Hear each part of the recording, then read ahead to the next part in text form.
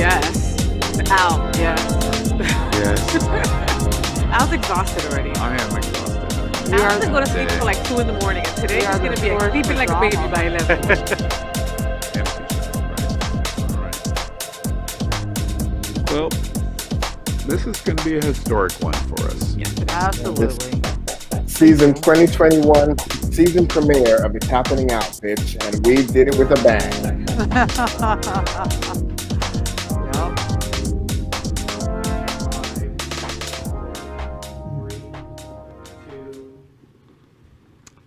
Well, It's Happening Out Wednesday, January 6, 2021.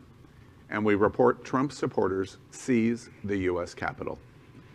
Today, the simple constitutional authorization of the Electoral College was to take place from the Senate and the House. In past presidential elections, it took as little as 30 minutes. But our worst fears since November 3rd have happened. Donald Trump and his Republican allies have incited a riot mentality across America to literally thwart democracy. Donald Trump and the Trump family got what they always wanted. The U.S. Capitol fell to the Trump rioters in violence and bloodshed, and now death, with shots fired. Here is what we know at this hour.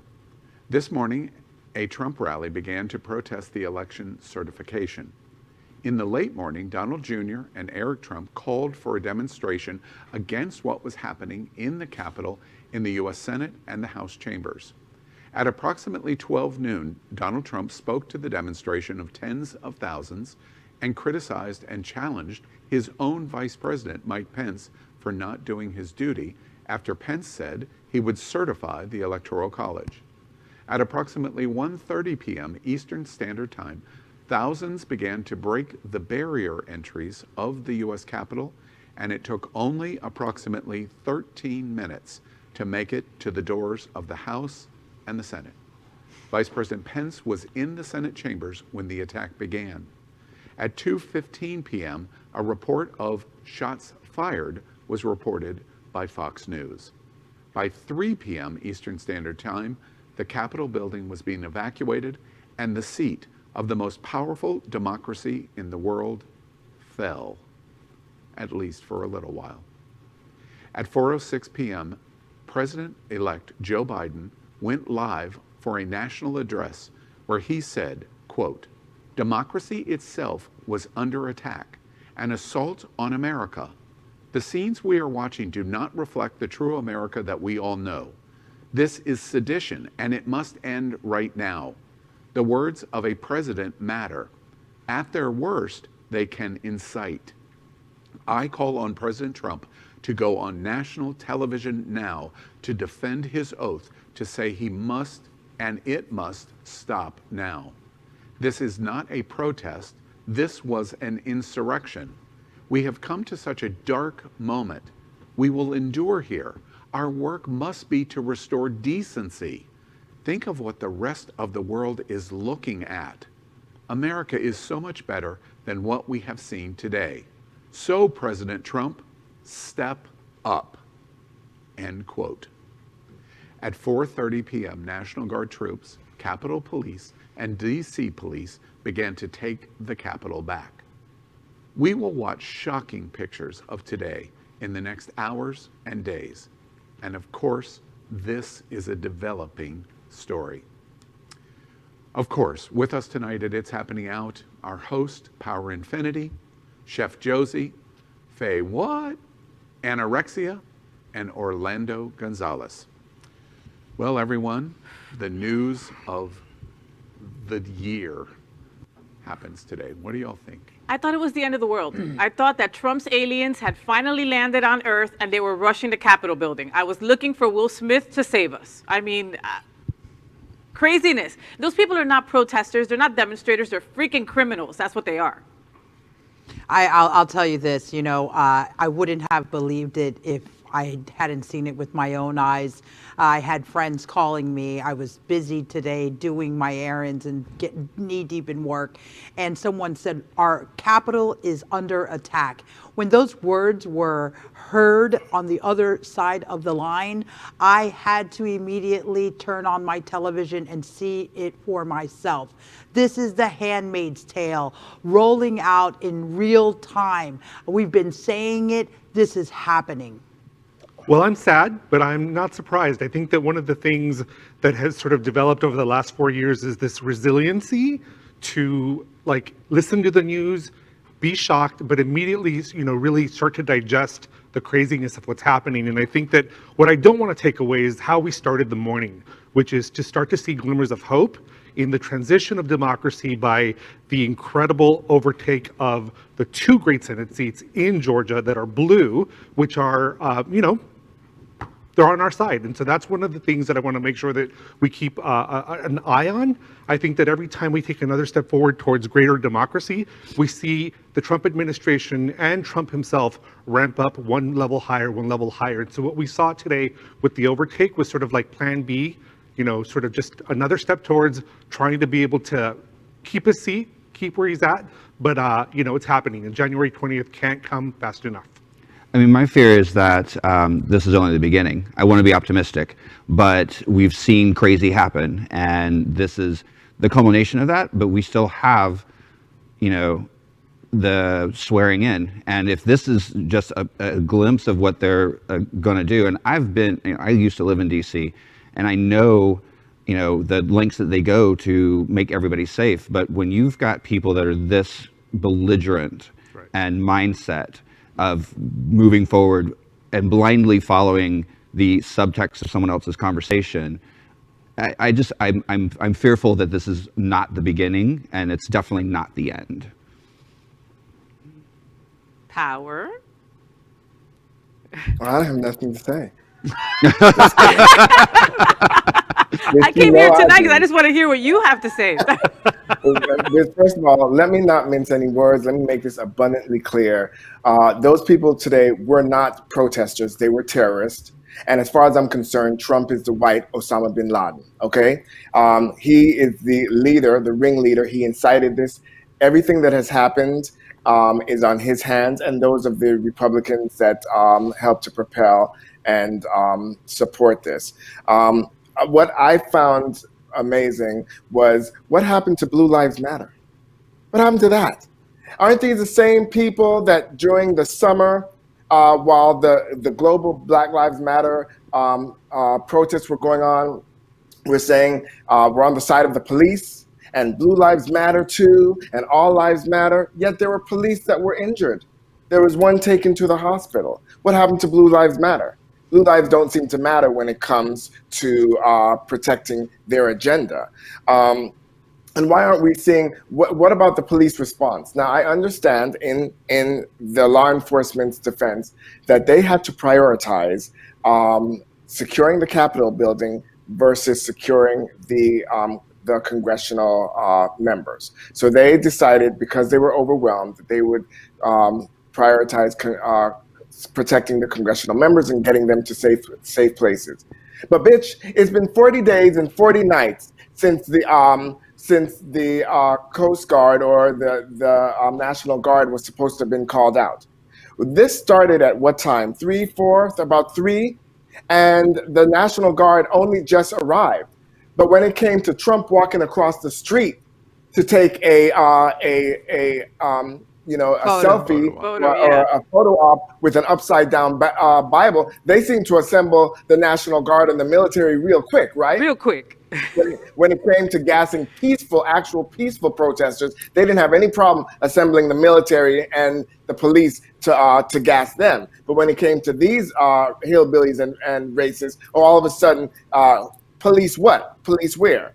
By the time the police showed up, everybody had already left. And like one protester or terrorist said, you didn't take back the Capitol, we gave it back. He was absolutely right. He was absolutely right. Because by the time the police came or backup came, everybody just dispersed on their own. And they're going to come back when they want to come back. there's a curfew now. Curfew what? They don't give a damn about no curfew, you know? Unfortunately, like Al said, we have one person that has died. I noticed somebody on Al's post today, Al made a post, and somebody that is a dear friend of mine, but I disagree with him wholeheartedly on a lot of things, especially politically, came on Al's post and said, oh, there is no violence. CNN is making it out to be like there's violence. And all these people did was just come into the Capitol and thought, bitch, there's one person dead. And police officers have gone to the hospital. That's what I call motherfucking violence. That's violence. But it doesn't seem to be violence when white people do it. And when you want to skew the narrative for your agenda, then they can, they can hurt police officers. People can die. They can destroy property, and it's all good. It's not violence then. But when black people do it, it's violence. Mm-hmm. You know, that's a super interesting point for me. I have great sadness right now. I just sadness washing over me, wave after wave. Mm-hmm. And the reason is because I knew this. I kept thinking, well, let's give a voice. We can find some peaceful common ground. Man, is that shattered today? And the reason it's shattered today is because we are watching and listening to and seeing the height of hypocrisy. And it starts right from the Oval Office. I do not care. Don't listen to my words, watch my actions. He showed us this and showed us this and showed us this. And I, for one, feel some guilt because it's like, come on, let's try to find common ground. Let's find common ground. Let's find common ground. You can't. It's the height of hypocrisy. That's so do you now admit, Al, that I won the debate? Power won the debate. For those viewers that are wondering, Al and I had a debate on our other show, Gay Town Hall, and my position was and always has been that I ain't trying to hear no kumbaya. I don't want to hear no peace in the valley. I ain't trying to have no peace, no peaceful debate, no civil discourse with nobody on the other side.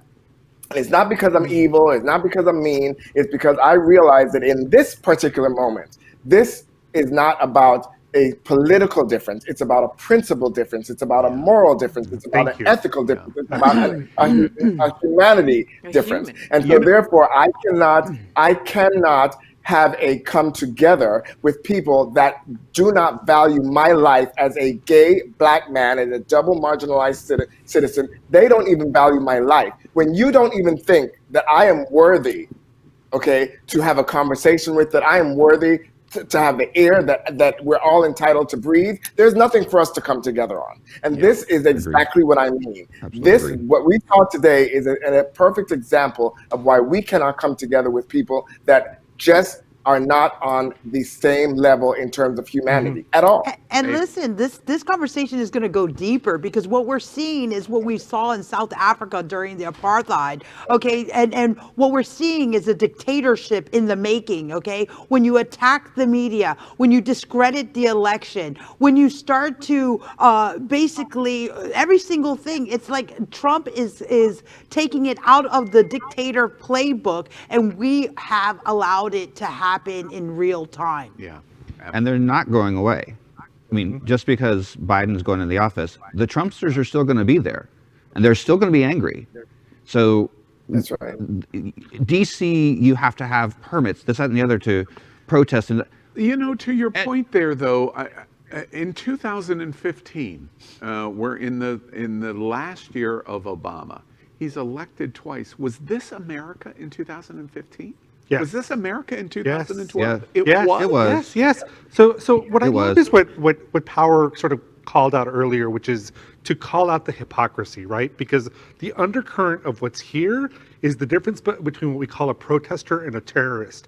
And that's the difference between who's black and who's white. That's the conversation in America, and racism and the rise of white supremacy over the last couple of years. It's always been there, and racism is the stain on America for many, many years. And right now it's rearing its ugliest head again, and we're having to confront that. And so was it there in 2015? Absolutely. It's been in the making for 400 years. It's because we didn't allow it like we do it now. We have an entire administration that allows it. Exactly. I was there for Obama's first inauguration. I lived in DC. I was there. And the protesters were there. They were there early, but they were controlled, severely controlled. And here we have not had an administration that has controlled the protesting. In fact, they've allowed it to happen. They've stoked the fires and then say, oh, but there's good people on both sides. So yes, it was there. It was 100% there every day, but it was somewhat controlled. People were keeping it in check and allowing the voices to be heard, but not at the level that they're being heard now. I did a post yesterday that said, hello, where are my Republican friends? And the reason is, and I can make a reasonable argument of this. I think Power would come in right on top of me. I'm probably, in my opinion, one of the best over the course of the last 2 years, especially the last year. I am probably one of the best blue never Trumpers, but allow your voice in the country in the LGBTQ community. And I posted yesterday, where are you? Why don't I hear from you?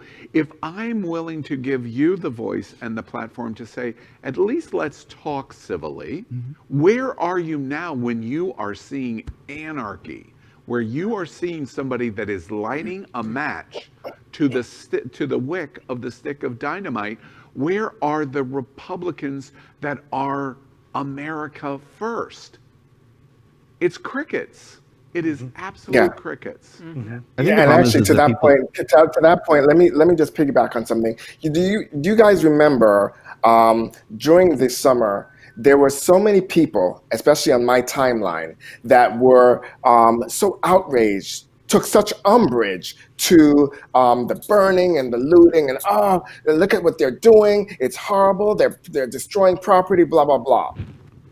Now, when you see this, all them same people that were so outraged about Black Lives Matter, they are as quiet as a motherfucking church mouse pissing on cotton. You don't hear jack shit from Sherlock.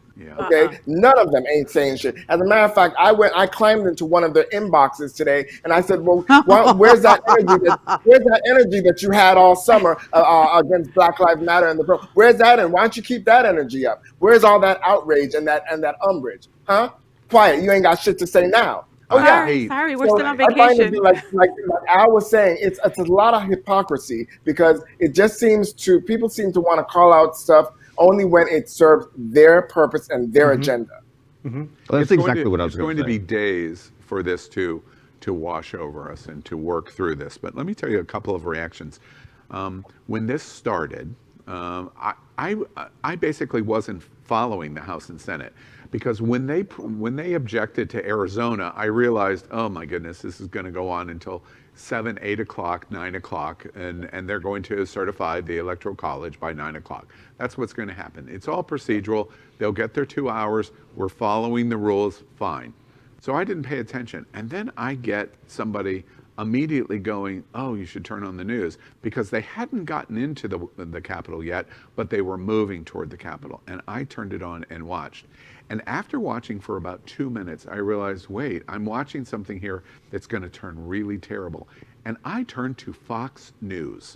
I turned off MSNBC and went to Fox News. And the reason I went to Fox News is I wanted to watch their interpretation of what was going on, because I knew they would sugarcoat it the best so I could get to some truth. I wanted their extreme as opposed to the Never Trump extreme. And it was shocking. In that first 45 minutes of what was going on, when the person was wheeled out on the gurney that had been shot, you saw the news anchor, you could hear her gasp. The anchors at Fox were gasping in, where's President Trump? Where is President Trump? Why isn't President Trump talking?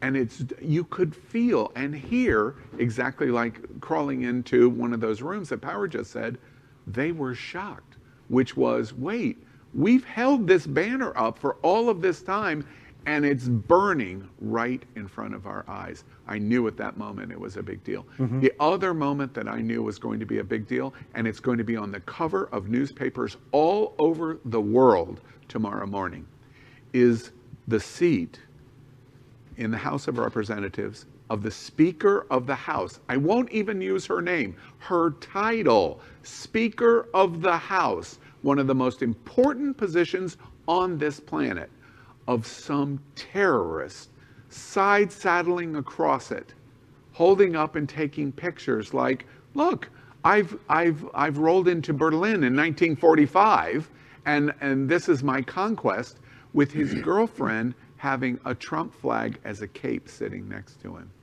That picture is going to be, and this is another one in one of the House offices, is going to be on the front pages all over the world tomorrow, saying, see, America really is not what they say they are.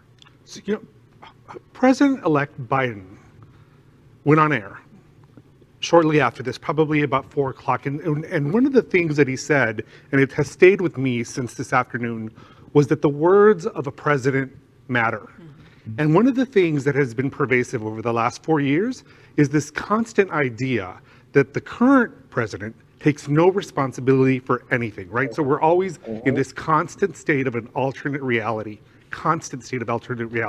So something will happen and people will report that that's not what happened, that that's not really what you saw.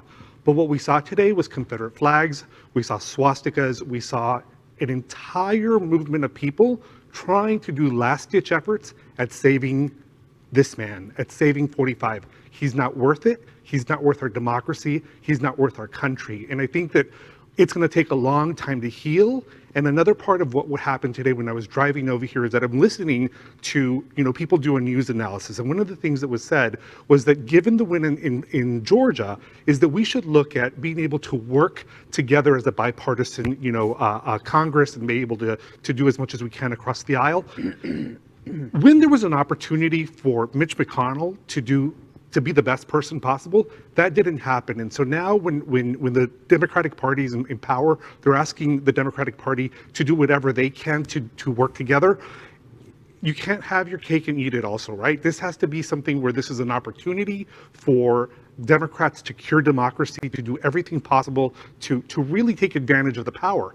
If this is a matter of a power grab and really doing everything that we can, it's our moment. We need to be able to do whatever possible to restore democracy as much as we can. Yeah. Today was sad, but it's also a reminder that it's a moment for us to do what's right. I've heard my entire life, and it washes over me with what you've just said, with what all of you have just said. It washes over me because I've heard it my entire life. Democracy isn't free. If we don't fight for it, we don't get to keep it. And I don't think I've ever been to a moment in my entire life in America where I thought, oh, wait, we could lose this. I think the bigger problem is that those with the most to lose usually have the least to say. Mm-hmm. And that's why I think you hear so much silence. It's those that feel like they have nothing to lose always have the biggest mouth. And so you're at a point right now where you have a lot of people. This is not a Republican-Democrat thing. And we keep hearing that the Republicans need to do this, Democrats. No, our government needs to pull together and do this. It is a moral issue on so many levels. It is not a Republican-Democratic thing. And unfortunately, we have people in power that have a lot to lose. So they're afraid to say something because they feel that the minority has the power over them. So we need to stop saying it's a Democrat-Republic thing. It's a government thing, and it needs to stop. Any other final thoughts before we get to the opening of the show? I hate Trump. Let's How many get days do started. we have left? How many days? We have 14. We have 14 unless the 25th Amendment is implemented. The conversation of that is being raised by many different representatives right now. So exactly. Can we just start thinking now? I have never said this in my life. As we close this segment now, I'm sure going to come back to it repeatedly.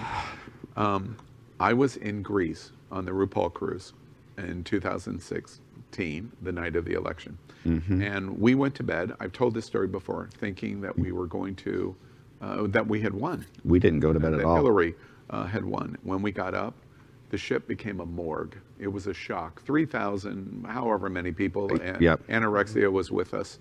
And it was just shock on the ship. And I said for weeks, and it really kind of repulses me now, because Facebook timelines, they come back and remind you of posts that Yes. you had that were very popular. Haunt And you. in November and December, lots of posts came back to me going, come on, LGBTQ America, he's the president of the United States, he hadn't been inaugurated yet. Let's give the office respect, give him a chance, give him a chance, give him a chance. And they came back and washed over me in November and December. And I hate it. I hate that I reread my words from 4 years ago of how terribly wrong I was. I hate Donald Trump. He is not American. He is anti-American. He is a demagogue, and he is a dictator. And it was all proven today. And I am damn sad that it took me this long to realize it.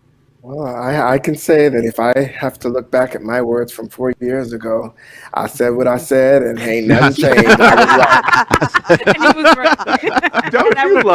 Don't you love me making that kind of admission? And my friend Power Infiniti goes, I said what I said. yeah, you shouldn't have done it. I was right. All right. Well, big You news get the today. trophy. I tell you in advance, America, this show is going to be very unwieldy. We are not in our regular Show frame. flow of this show, of our show frame tonight, because everything came to a stop. We threw almost everything away and added Q News, and It's Happening Out. So you are watching It's Happening Out. It is Wednesday, January 6th.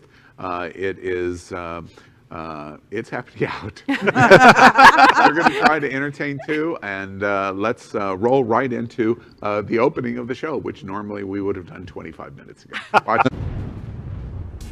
This week on It's Happening Out. Join us on YouTube, Instagram, Facebook, and Twitter. It all starts right now, live on It's Happening Out.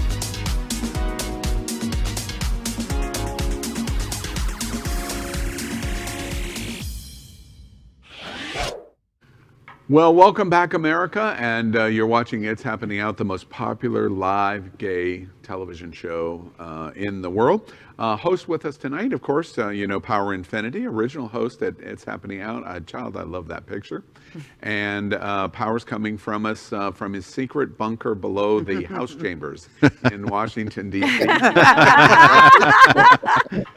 And also with us tonight is Chef Josie, Bravo's top chef and the owner of Bubbles and Pearls. And also with us tonight is Faye Watt, and she has the popular YouTube channel and blog, Faye Watt, and hosts a lot at Queer News Tonight. First time tonight, Anorexia. Welcome, Anorexia. Hello, thank you. I love your hair. It takes a long time to flatten this out. let me Yeah, tell you. does it? It's absolutely beautiful. It looks like my boob. I've known Anna for Anorexia for quite a long time. We used to do lots of the RuPaul stuff together, and we welcome you. What a momentous first night for you to be. It's happening out. Yeah. It's going to be fun. You and you're here based a lot of performances in Fort Lauderdale and Welland Manors, and of course everybody knows Orlando Gonzalez, our political expert, and he is. Do you do anything with politics that save values for everyone? Yeah, I just dip my feet into it, stay away from it as much as possible. Yeah, exactly, right. And so welcome, everybody. We're going to have a fun show and an important show. Tonight's important. Just be patient with us because we are literally flying by the seat of our pants. We always begin the show with a meme of the week.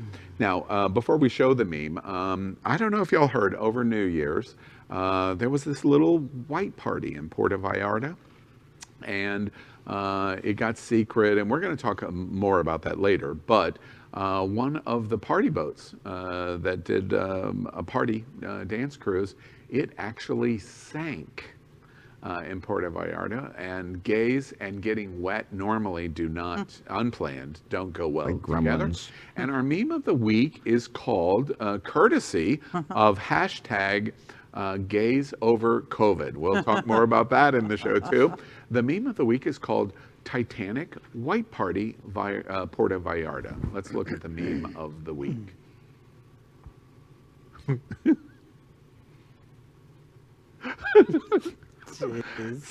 Series final ending of 2020, celebrated in Puerto Vallarta. All of those things that you're seeing are people trying to float as the boat has gone down. There was like 60 people on that boat, right? 60 people. Oh my on the boat. goodness. And the boat went down because it was bottom heavy.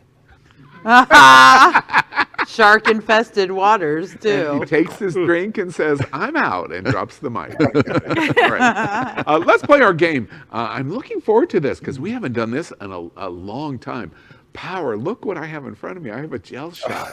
Oh my goodness. Yay. This is how we Last time started. that. I know. Yeah. I'd swallow that. Now, America, we're going to ask all of our hosts four questions, and we're going to ask if they agree or disagree. If they agree, they take the shot. If they disagree, they don't touch the shot, and later they'll probably take the shot anyway. And we'll ask and explore why. So everybody knows how to play this game. I'd swallow that. First question. I had a wonderful New Year's. Okay, all right. And I'm gonna need. I'm gonna need a You bib. need a napkin. Like a vacuum A cleaner. drag queen with glitter lipstick trying to do Jello shots out of Yeah. pre-made cups. All right. Yeah, You trust okay me, there? I know you're struggling. Right, Power? Come on. Uh-huh. Yeah, and I don't swallow, so you know, it's like, wow. I haven't done that was a Jello shot in mouthful. while. Power, you drank. Tell us about Yes, please. your New Year's. Why was it good? Actually, you. yeah, my New Year's was good. Myself, a friend of mine, Terrence Weaver, and some other friends, we basically got on a Zoom call and we welcomed in the new year together, safe, socially distanced, and sound.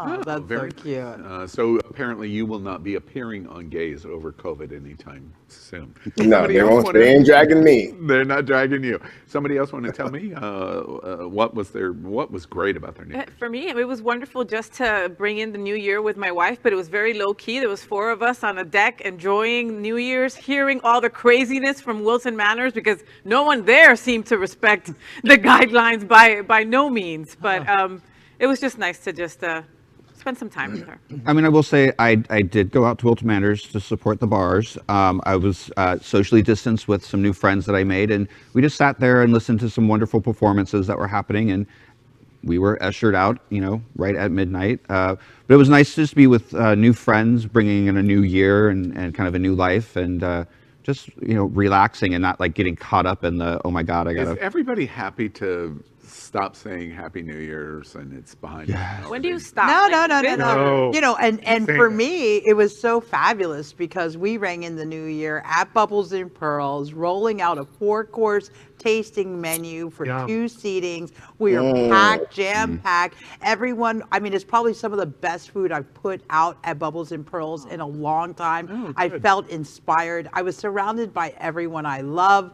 My wife was there. We had our friend Angie in the house, and one of the hosts from one of your other shows, Gay Town Hall, who was helping out and did an appearance. We had all our staff and then afterwards we went over to our boys in the neighborhood. They had a pool party, and I didn't get in the pool, but I did have a few cocktails there, and it was just fantastic. Now, America, Beautiful. really what Josie means, Chef Josie means, in Wilton Manors, she is the grande dame. So that means she was running her circle of boys and whatever, this posse of boys that follow her around like little puppies. You know what gay guys do. No. Let's continue in I'd swallow that. Our second question, I'd swallow that. I am concerned about the news that I am watching about the first days of how vaccine deployment is going. Anybody concerned?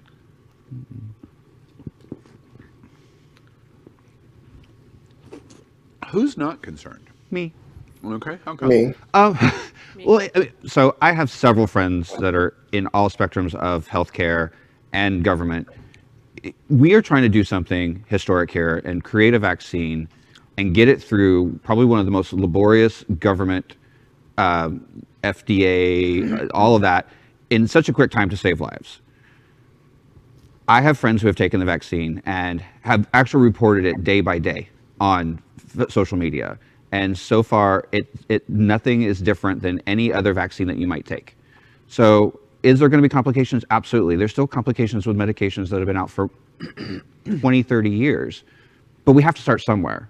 So by all means, do it. If you don't want to take it, don't take it. How about the focus of not the safety question, but how about the deployment question? Everything has hiccups, right? Exactly. When we started COVID testing, there were hiccups. And Exactly. here we are now with this. It will happen. We will be able to give a million vaccines a day. Are you telling me I'm going to happen. have to wait 3 months to get toilet paper? Is that? I mean, look, we've got one of the most powerful military deployment systems in the world, and look how long it took them to get to the Capitol. So, I mean, we're human.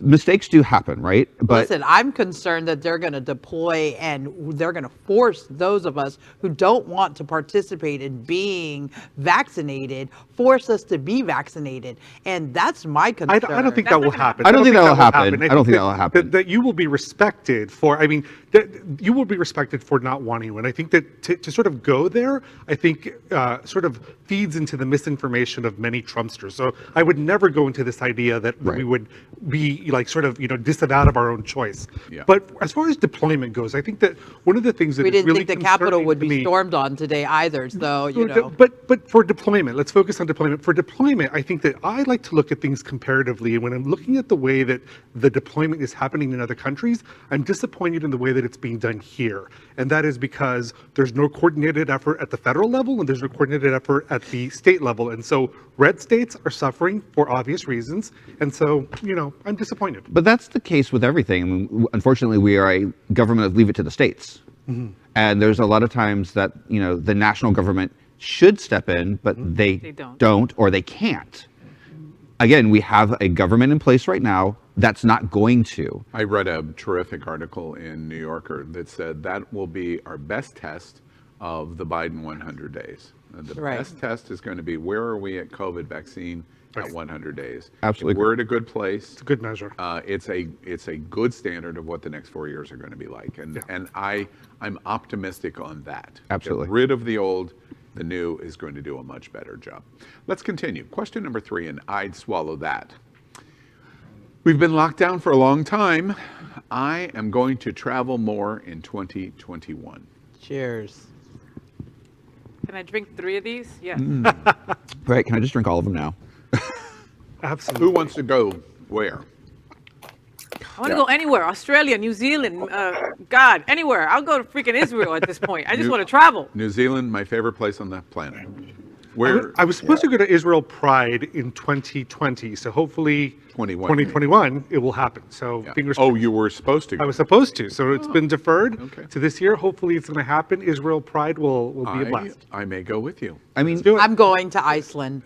And if I- anyone who would like to join me, I hear that bacteria viruses can't live in those extreme Oh my God. Plus, I'm I there. plan on hanging out in the hot springs and the It's a thermal beautiful- springs. I mean, this might be an and unpopular watching opinion. the- I mean, It can be the northern 20 lights. degrees and you can be in the hot springs and it's like, I mean, Sounds international perfect. travel I sounds love it. great I right love now, and I would want to do it, but I actually want to start domestically. I mean, there's so many places that I still haven't been domestically, and this is the perfect time to do it because those places have been hurting. I mean, half of my friends are part of some form of restaurant, hotel, casino. I mean, there are casinos in Vegas that are still closed, and we're talking major casinos.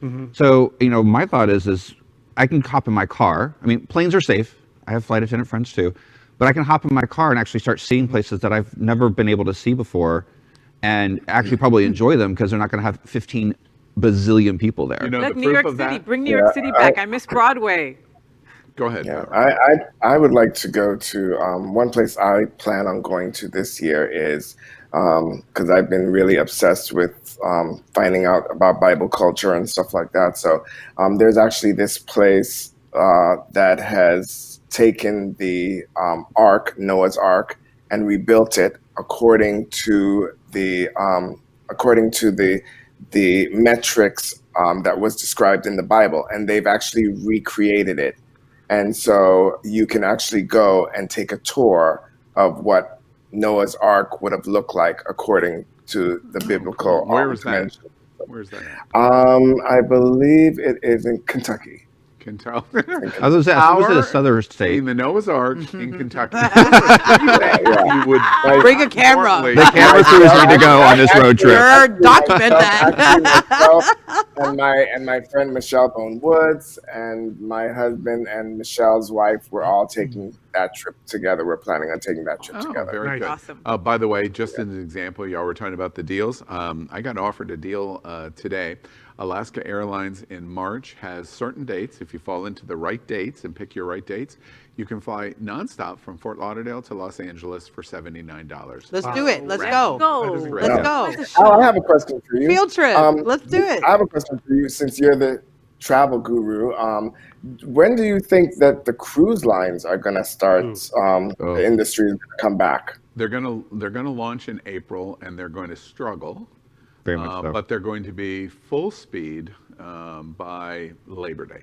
Full speed. Oh, okay. And it is a combination of the testing that's coming for cruise ships, vaccination that is going to take hold by September 1st. Even Fauci is saying, by the time we get to Labor Day, his hope is that we're going to be between 70 to 85% herd immunity because of the amount of vaccine that has been done. And then, basically, if you get to 70 to 85% herd immunity, those that have not taken the vaccine are really not consequential anymore because they're not really, if they had COVID, they're not spreading COVID anymore. So travel is definitely in 21 is going to be big. Our last question in I'd Swallow That.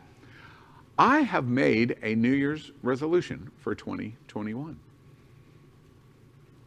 Not one person Oh, wow. made a resolution. Oh, you did. Okay. Oh, two. Now we're secretly coming out. I gave up on resolutions, and part of it was, I just sort of think that it's like a setup for failure. One of the things I did do is, this is a dry January for me, so I'm taking little shots of water over here. So that's where I'm starting. I'm trying to be a better person. It's much more of a sort of overall mentality that I'm trying to focus my energy. But I always feel like a resolution is a big setup for failure for me. Well, and it didn't feel like New Year's for me. Like, it didn't feel like Christmas either this year. So kind of like I didn't want to do that. I didn't do the resolutions. I set goals. And here's the thing, that every time I do resolutions, I don't do them. My fat ass ain't going to the gym. Let's be real. And Josie, you did have a resolution. Yeah, listen, I'm a goal setter, guys, okay? Every 30, 60, 90 days, I cycle through a process for myself where I hold myself accountable to some things that are moving my life forward, period. New Year's Eve, New Year's Day is my favorite day of the entire year because it represents the new possibility that exists, not just for myself, but for everyone in the world. It's an energy that I tap into. So my resolution is to be kind, regardless of my environment and regardless of my surroundings and regardless. And my resolution is to be kind. Yeah, But that sounds That's like a great. cop-out. That sounds like a cop-out, Josie. You're already kind. It's like, my resolution is Wait. to have great hair. I Wait. mean, come on. you know a different Chef Thanks. Josie than Thanks, babe. I appreciate you. All right. Well, that's our game. I'd Swallow That. I had a resolution. Oh, I had okay. well, actually, I call it a revolution because I don't work, but I'm afraid everybody's going to laugh at me, but here goes. So I'm my gonna laugh. resolution, my New Year's revolution is I'm actually going to try to be more loving. And that's a big deal for me because if anybody knows me, you know that when I love you fiercely, but when I hate severely. And I'm a person that if I don't like you, I hate you. And so this year, no, I'm not. I'm serious. I'm totally serious in my laughter because that is so true. It is true. Yeah, It is this really this year I've come to a place in my spiritual growth that I know that we're asked to love even our enemies, and that is the hardest challenge for me. So I'm going to really, really put my energy and my focus into loving. Hold on people. just 1 second. I've got Donald Trump on the phone. He wants to. You want to talk to Power? He wants some love. Hold on Baby one second. steps. Baby steps. Baby steps. Baby steps. All right, that's our game, Shag, Marry, Chop. Now, I didn't take a New Year's resolution, so I'm going to take the shot now anyway. Oh, no. I draw all of that. No. Oh, that wasn't the best look, was it? All right, let's move out of this game. And we want to talk about the best thing of the week. Sometimes it gives us a little boost and a lift. And the best thing of the week is something that's going on in social media, typically a video. And this week, our best thing of the week at It's Happening Out is about COVID-19. Of course, well, combine gay with it, and you have an interesting thing. This best thing of the week is called Vaccine Appointment Turns into an Unexpected Marriage Proposal. Watch this. Okay, roll up your sleeves. Roll me. You roll it. You roll it. Everything? Eric, you're using like a, what is it? So it's been kind of a crazy year. When we were at Lima. And it's been a fun ride to have you in my life. So I just want to know. Oh my God! Is this happening? Did you guys know this was Oh my God!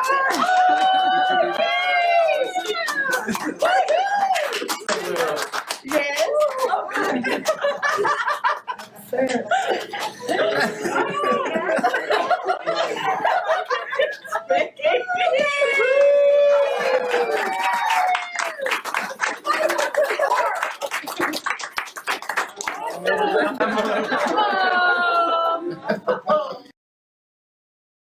That was totally kind of a happenstance moment because one was an EMS, emergency medical first responder, and the other was for a hospital doing vaccinations in South Dakota. And as a result, because it was called in the way he did the proposal. What do y'all think? Best Did he thing say of the yes? week? Did He say did yes? say yes. Oh, okay. I know. I thought he poured the ring on him. And You got a nod. Actually, the incredible thing about this video is they didn't actually even know each other. So that makes it all the more, you know. And my favorite part is the gay boy hag on the out. Oh my God! Oh my God! Right. That's right. That's She knew. True. You know, this was on Facebook, and one of the things that I love about this, the best thing of the week, neither one of them posted it. And it had gone like 5 or 6 days, and it hadn't been posted. And you know who posted it? The hospital. The hospital said, we love these guys, and we love this employee, and so therefore, watch this. And I thought that was really, really... Well, I think the context, right, in terms of these are two people at work that have gone through a lot over the last 10 months. I mean, we've all gone through a lot, but the front line has really, you know, taken the brunt of all of this. And there they are celebrating this happy moment where I'm sure that they've been quarantined together and their relationship has grown. So bravo to them. Awesome. Absolutely. Or they've It's really beautiful. Or they've been in COVID and together, and they're just about Ready to kill one another. One or the other. He's like, let me That's put a the ring on Band-Aid. Let it first. so I get the life insurance. Right. Yeah. That's the reason why. All right, let's move out of best thing of the week, and let's move to what's on your mind. And each week, we ask the host to tell us in 30 seconds or less what's on their mind this week, and it kind of gives us all a little opportunity to touch in on where we are. And Power, let's start with you. What's on your mind this week? Well, I think Orlando kind of touched on it earlier, expand on it. Let's talk about some good news. Thank you, Georgia, for really turning it out for us, for giving us the wins that we have. Thank you guys so much. The win of John Ossoff and Warnock is an incredible thing. We now have the pathway to Joe Biden actually getting things accomplished in his hopefully first of 4 years. And that is a great story, and we should not lose sight of the blessing that we have. Yeah. Thank you, Power. Absolutely. And I want to say, like, bravo to the Queen, Stacey Abrams. No doubt, she was the woman behind the entire movement back there. She is the hero of this country. Yeah, I said in Queer News tonight, please don't take a national position. Come to Florida and run for governor. Oh, yes, please. Right. That's what we need you please. to do. Chef Josie, tell us what's on your mind. Well, I think it's on everyone's mind. Last night we all went to bed with our fingers crossed. We woke up this morning with a win.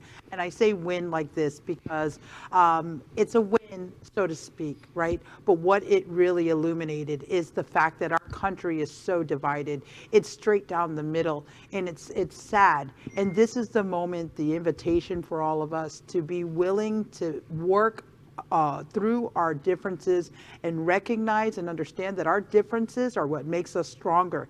And the reality of it is my commitment to connecting with you and supporting you, those of you with different values and principles than there's a commitment here, regardless of your principles and values, because we can get through this. We don't have to agree. We simply have to align for the greater good. And what's on your mind, Faye? What? Hey, what? Vaccines are on my mind, guys. So here in Florida, we're offering vaccines to over 65 and over 75, depending on Oh, so you're qualified. Or at least Orlando. I'm right behind you. Sure. Anyway, so these vaccines are so important, people. So get out there, get the word out. Call your abuela and abuelo. Make their appointments for them. Your neighbors, whoever they are, if they're not tech savvy. Right now, it's a little bumpy to get those appointments, but you can do it. I'm taking my suegra next week, and I called for a bunch of other people. So do the same. We've got to help our most vulnerable, and right now there are our elderly and our seniors. So get the word out. Yeah, thank you. And anorexia, what's on your mind this week? Mine's a little bit more of a spiritual level. Recently, I've had a couple of doors closed, and 1 million of them have been opened. And I'm now seeing that not only myself, but my friends in the community, now nationally. We were focusing on the negative things, those doors closing. But those doors slammed so hard that 1 million got blown open. And I think that's, for me, we need to look at those doors and those open doors and start figuring out how to walk towards them and move through them. And I've past couple of days and now even today, really focusing on, those positive doors and moving through them kind of on this spiritual conquest of, 2021. Great. And Orlando Gonzalez, what's on your mind this week? Well, two things. I'm hungry because I'm doing the Whole30 diet, and all I can think about is I just want a carb. Number one. So that's number one. That's on my mind at the top. But right below that is where Josie was, and that is that I'm thinking about the healing that needs to happen, and I keep thinking about the conversations that need to occur, the type of positioning that we have to take as an organization. Just so much work, and right now I'm just kind of focused on how to do that at the very individual level before we do it at the bigger scale. So it's going to take baby steps, but I think that we do have to move quickly in terms of the way that we're thinking about the actions that we're taking, because I think that being sort of taking any avoidance or step back in terms of being brave in our conversations is only going to hurt us. So we need to take some pretty swift action. Excellent, and that's what's on the minds of our hosts this week. Let's move into Celebrity Hot Topic. And in Celebrity Hot Topic, we bring attention or focus light on attention of interesting things that go on in entertainment. Of course, it's centric in LGBTQ. And this week, Colin Firth and Stanley Tucci become doomed lovers with each other in a new film called Supernova. And we're going to show you a first look of it. Watch this. I'm on the edge. All right, if you had one wish in the world, what would it be? I wish this holiday wouldn't end. So, can you tell that it's gotten worse? I'd like to make a speech. Well, maybe Sam will do it for me. I'd love to. Why don't you do it for me? Now, as most of you will know, I am slowly losing my ability to remember. And I definitely wouldn't be here if it weren't for this man next to me. I want to be remembered for who I was, but not for who I'm about to become. Wow. Supernova is going to debut at the end of the month, and then it's going to be on demand in the middle of February. What do y'all think about Supernova and Colin Firth and Stanley Tucci? I'd like to just simply say that Bleecker Street Films is a production company, and their films are always so breathtaking. The cinematography is mesmerizing and just stunning. This movie is, just that trailer alone was heartfelt and touching. I can't wait to see it. They're such good actors. Oh yeah, I mean, this is going to be a really beautiful film. I can't wait. I mean, I like the fact that it's a film that deals with an actual real subject. It's not an LGBT-centric film. It's really about another subject, and these people happen to be gay. And I think that's important because that shows our community and the community at large that all this happens in our life, regardless of our sexual orientation or anything. Pardon me for interrupting, but let me jump on that observation and just ask quickly for any comment about it. There's lots going on in the LGBTQ community talking about actors that are straight performing gay roles, and there's many, many on both sides that are commenting on it. Colin Firth and Stanley Tucci have played gay roles before, very notable roles, and but they're both straight. What do y'all think? It's acting. Does it make any difference? It doesn't make a difference to me. I mean, No. Shakespeare, we had men who played women. I'm sitting here and like, it's a character. So if the right person is playing the character and doing the character justice, I don't care what they claim to be, or it doesn't matter. They do justice to the character. Anybody else agree with that? There were so many levels of... I've said some things about. Spoken on this before. My only issue is when viable LGBTQ plus actors and actresses get overlooked, and they happen to be the best for the role, and they get overlooked. But because that's a different subject. That's a different no, conversation. No, I know. So I'm not. Once again, I'm not talking about this. I said when they are best for the role. Emphasis on best. I think that whoever is best for the role, whether you're straight or gay, should get the role. Agreed. I don't like if there is a viable and best actor or actress for the role, and they happen to be LGBTQ, but they're overlooked because, say, another actor that is straight, might bring a little bit more name notoriety to the role. I don't think that's fair. But this strikes me the same way that when I first saw the trailer of Philadelphia. For those of you that are younger, Philadelphia was a very amazing film. When I first saw that trailer, I get the same feeling that washes over me watching this trailer. Which is, there's so many layers of awesomeness that you don't even get to that point where you care about the actors being gay or not. Right. Does anybody disagree with the observations made so far? It should be gay actors. Does anybody think that? I don't think it should be. Okay. All right. Well, we're all going to be watching Supernova then, because it's going to be a lot of fun. Let's move into a hot topic that we want to talk about tonight. And of course, it centers on Puerto Vallarta White Party and Jeffrey Sanker's circuit event. Our hot topic tonight is this new catchphrase that has been identified by the hashtag Gays Over COVID, and that is COVIDiots. Cove idiots. And hashtag Gays Over COVID, and this open letter that has been published about the gay partygoers aboard the sinking ship, and the issues of why we can't seem to make the LGBTQ community pay attention to the consequences of COVID-19, and care to the wind, we'll do whatever we want. What do y'all think about what we watched in Puerto Vallarta over New Year's, and the backlash that's going back and forth with those that got outed from Puerto Vallarta and other events, including events in our own backyard here in the gayest place on planet Earth, and Gays Over COVID? What do y'all think about what's going on?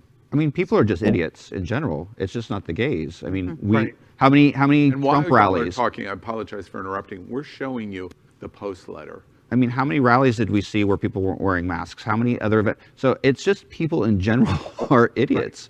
Right. Yes, we're talking LGBT, and I like to party just like anybody else. But I'm also an adult that has an education and can think for myself, unlike some other people. I don't want this to be a gay straight thing. I want this to be people are idiots. There are rules in place for a reason. Follow them. You don't drive one way down the opposite way down a one-way street. There's consequences. This is the same thing. Yeah. I totally agree with that. Well, I but think we're- that, but that, we, that this isn't a gay thing. Go ahead, Power.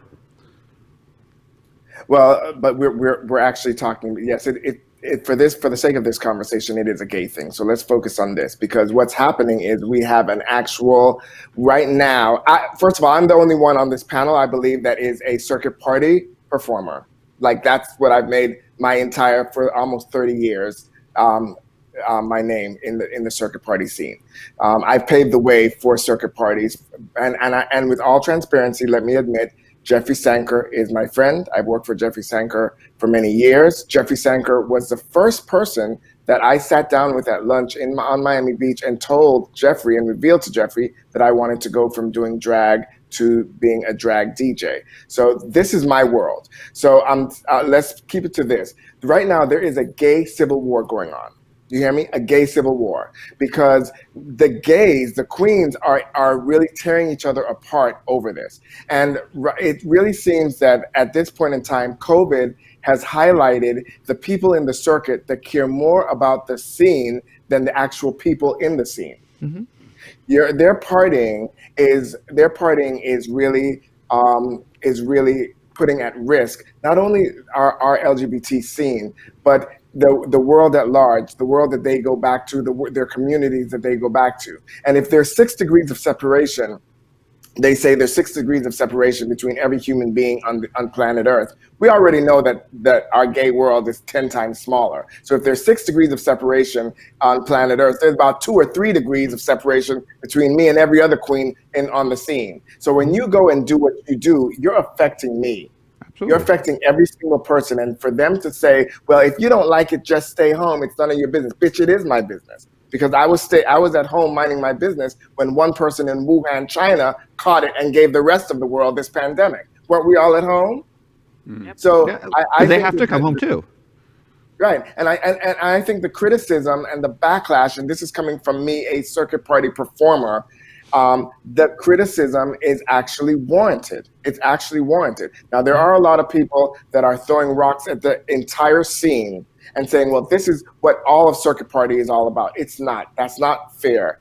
That's not fair, because not all of the circuit party scene is drugs and indifference and this loathsome behavior. But for the ones that are doing this, it really gives us a real black eye. It's a shame and it's a disgrace. Power, I'm really curious. I've been wanting to, all week and thinking about this, wanted to ask you. For those people, I completely agree with you, by the way, on the war. Those that participated in the circuit event in Puerto Vallarta, there's a lot of shady stuff that was related to it, hiding the party. Puerto Vallarta closed it down. They moved it. They said no photographs, report to security. There was lots of stuff that went on that was then Shady. less Shady. Than, yeah, okay, shady. But move beyond that. When people in the LGBTQ community want the event to happen regardless of, for whatever their personal issues are, which is the point that you just made, how is that different? And I can't answer this question because I'm not in your seat. So you do have the luxury of being able to answer this question, whatever you're going to say. How is that attitude in the LGBTQ community in this specific instance any different than what we've seen from Trumpsters going, I want what I want, and no matter whatever else, I want it? How is it different? I don't think there is any difference. I don't think there is any difference. And since you brought up that comparison, let me draw another line. People are getting mad at the fact that Gays Over COVID is highlighting and calling out people that are putting their lives at risk. The Gays Over COVID boys are angry, they're hurt, and I think they have a right to call it out. But what is the difference? Let me ask our viewers and let me ask the panel. What is the difference between Trump making a phone call to the Georgia State Secretary and he leaks the phone call and people attacking him for leaking the phone call? What is the difference? The point, you shouldn't be attacking the fact that he leaked the phone call. You should be attacking the phone call, the content of the leak. It's the same thing with Gays Over COVID. People are getting upset at them for exposing and putting on blast people that are doing more upset at the at-risk behavior or the fact that it's being called out. There is no difference. So when you draw the comparison to Trump, I say that there is absolutely no difference. These are, and the funny thing about it is a lot of these guys that are on opposite sides of the fence with this, politically, we've been on the same side of the fence. This is a bipartisan stupidity here, what we're seeing, because it's Democrats, Republicans. This is a whole new level of debate and a whole new war in our gay scene, is those that want to party and don't give a damn. And as one of them said, and I'm quoting here, who cares about anybody else? It's survival of the fittest, meaning I'll do what I want. And if you guys want to die, if you guys die of it, that's your business. And the people that are actually staying home, being responsible, and sacrificing for the greater good of everybody else. It's not fair. I think the bigger issue, even more than that, is these things are going to happen. There's no, go through history from the dawn of time, men, who could speak had a mind of their own. This is going to happen. So how do we control it? Can we have parties safely? That's a debatable question, but there are ways of doing things. There's ways of doing events. So I think it's up not to the people who go, but to the people who want to throw these parties. Let's do it responsibly. Like, you're going to have people who are going to want to come. Let's look at our own community. The minute the bars opened, they went out. It's up to every bar and the bartenders and the people that are there to go, okay, here's the rules, let's follow them, and ban anybody who doesn't follow them. So my fingers wouldn't be pointing at the people who went, because they were given an opportunity to go. It's the people who threw on the party and broke the rules and skirted the rules. Those are the people you need to call out, regardless of who they are, because these parties are going to happen. I got 10 fingers. I got enough fingers to point. Right. I got enough. These parties are going to happen. I think everybody gets a motherfucking finger. The ones that go, they get a finger. The ones that throw the party, they get a finger. Our government gets a finger. Our president gets a finger. Mexico gets a finger. But you get a finger. You get a finger. But they say, they all get a finger because at the end of the day, they are all adults, and personal responsibility and accountability has to be taken into consideration. Right. Yes, but if you don't might give somebody a place to go, then they don't go. Well, it's somebody, once again, somebody might throw the party, but somebody didn't put the gun to your head to go to the party to then get to it and bring it to somebody else. Let me ask this question. If and seriously think about this, if Josie, if Faye, if Al, if one of your beloved, if Josie, say if Marcy got sick and God forbid ended up in the hospital or on a ventilator or God forbid dying, and there was contact tracing, and because of the contact tracing, you can actually tell who gave it to her. And you found out that it was somebody, some queen on some dance floor that said, I don't care, survival of the fittest. Now, if you actually knew where it came from, where the disease came from that affected your loved one, I'm quite sure everybody on this panel would have a far more passionate reaction. And that's where I'm at. I know that somebody that's on that dance floor, even if they're in LA, can affect me or my husband or my mother. Absolutely. And I'm not here for that. I want to close up the conversation on this to the point that Power made about a civil war going on in the LGBT community. Do others agree with that? And the reason I ask is when the Sanker Party took place in Puerto Vallarta, West Hollywood has been dramatically affected. Literally, it's a battlefield in West Hollywood. There's calls for a boycott of the Winter Party, Palm Springs, and there's lots and lots and lots of stuff. What is really interesting to me is when the news of this broke, we have reported it, different inclinations of it every single day this week at Queer News Tonight, because we had to. I mean, it's on Good Morning America of what is going on and gays over COVID. They have struck a chord in our community. And for some, it's been super positive, and for some, it has been super negative. And it reminds me of exactly like what happened in Washington today. Our country is completely divided, and we found something in our own LGBT community that is very similar. It was just below the surface, and this pushed it out. And when I first saw this over the weekend, I was stunned first.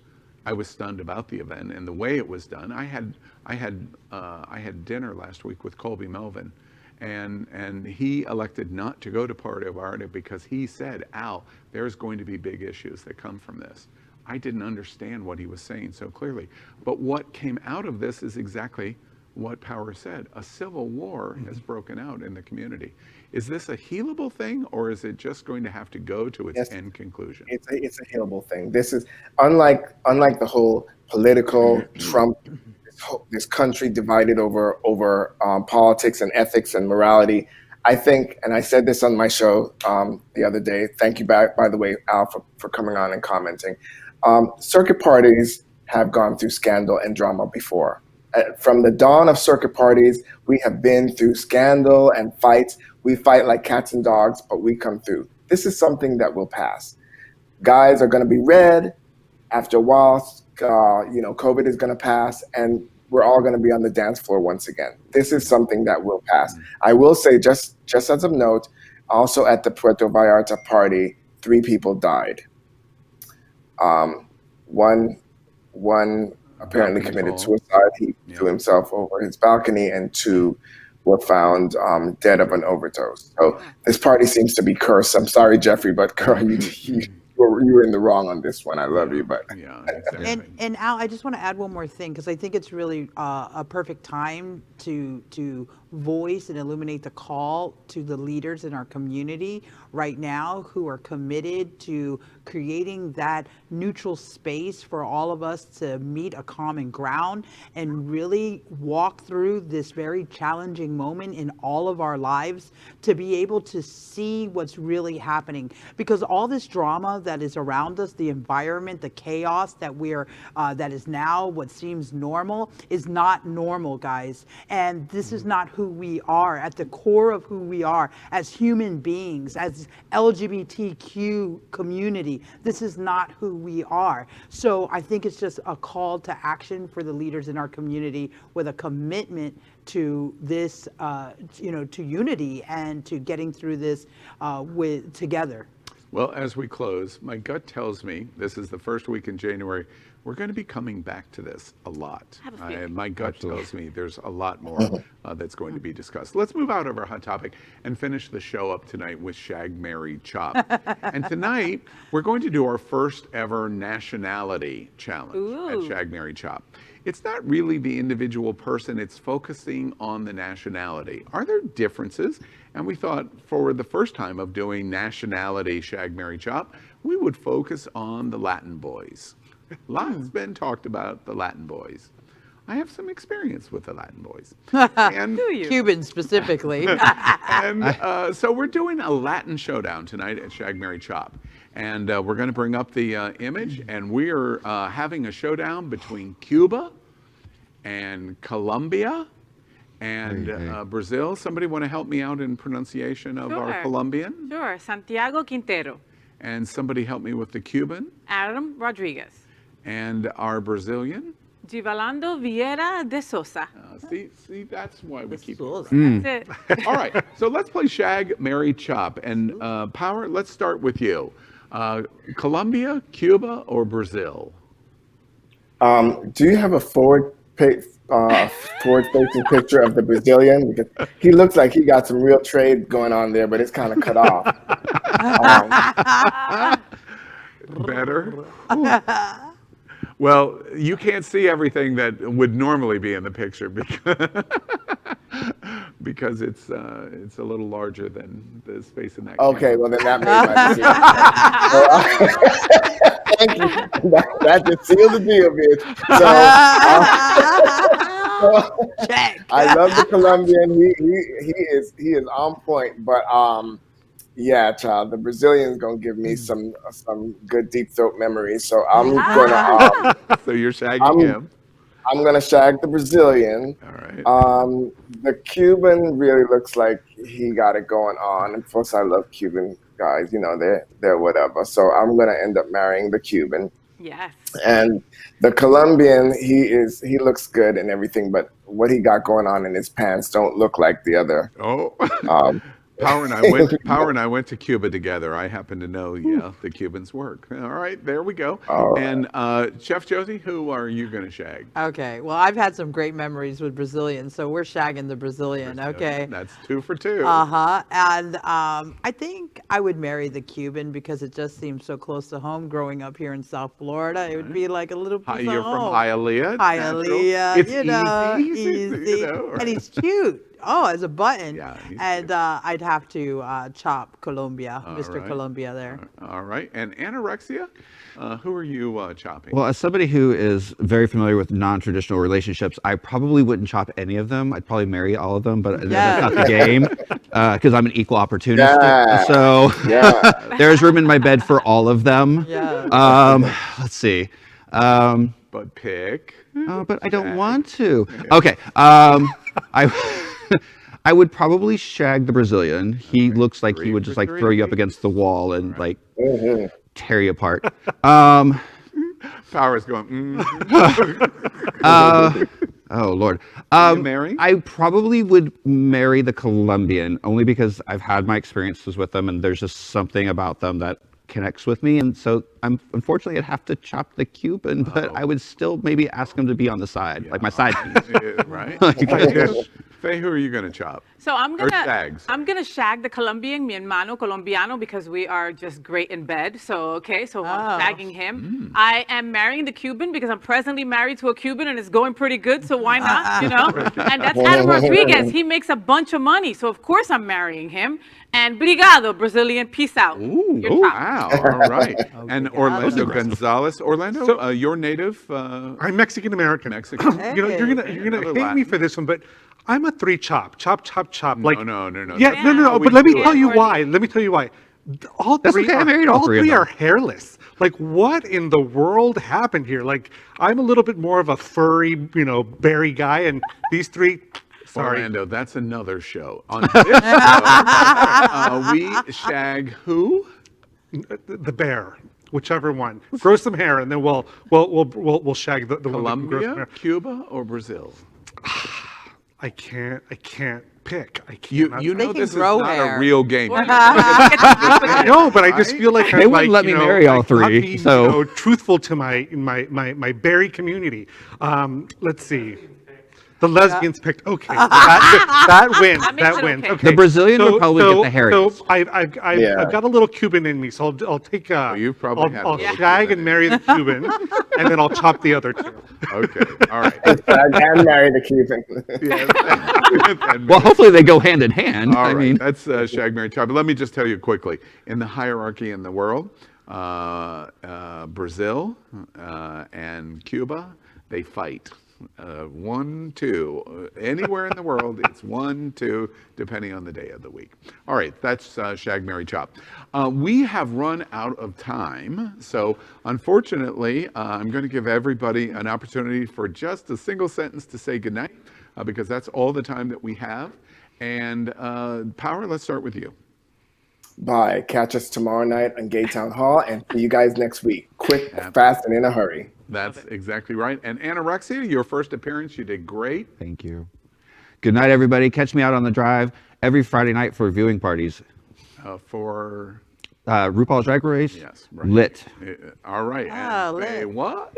Faye What? Make sure you subscribe to my YouTube channel, Faye What, and I'll catch you guys on Q News on Monday. Thank you. And Orlando Gonzalez. Hey, everybody, have a happy and very healthy new year. Wishing you the very best. Let's get through the year. And to Chef Josie. Hey guys, don't forget, stay positive out there and come visit me at Bubbles and Pearls. And if you need to know what's going on for 2021, follow me at Chef Josie on all the social media handles because we have a lot brewing.